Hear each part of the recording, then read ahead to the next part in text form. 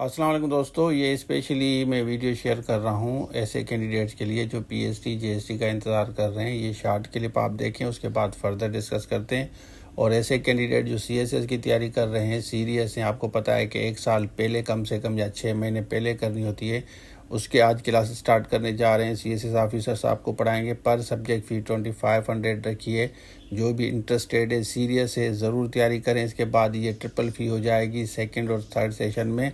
अब मैं आपके साथ ये पीएसटी जीएसटी क्लिप शेयर करता हूँ, उसके बाद फर्दर डिस्कस करते हैं। तो चलिए शुरू करते हैं। आईबीए पास करने वाले तमाम वेटिंग उम्मीदवारों की तकरीरी का नोटिफिकेशन फौरी तौर पर जारी किया जाए। उम्र की हद में नरमी देते हुए इसे कम से कम 38 साल तक बढ़ाया जाए। तकरीरी का अमल 30 जून 2025 से कबल मुकम्मल किया जाए। अच्छा, देखें, ये नोटिफिकेशन देख लें। इसमें वेटिंग कैंडिडेट को 28 फरवरी तक इन्होंने चांस दिया था।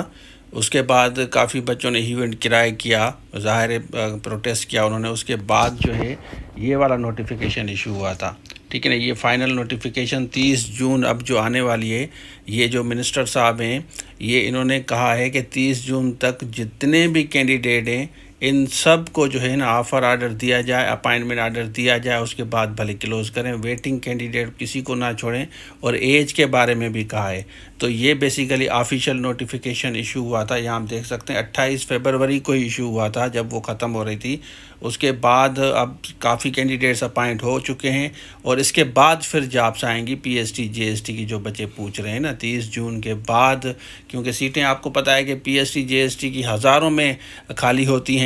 हर दफ़ा हर मंथ में आप देखेंगे कि रिटायर होते हैं, कोई छोड़ के जाते हैं, किनको अच्छी जॉब्स मिलती है। तो पीएसटी जीएसटी की भी आप तैयारी स्टार्ट करें। जूनियर साइंस टीचर का भी फोकस करें।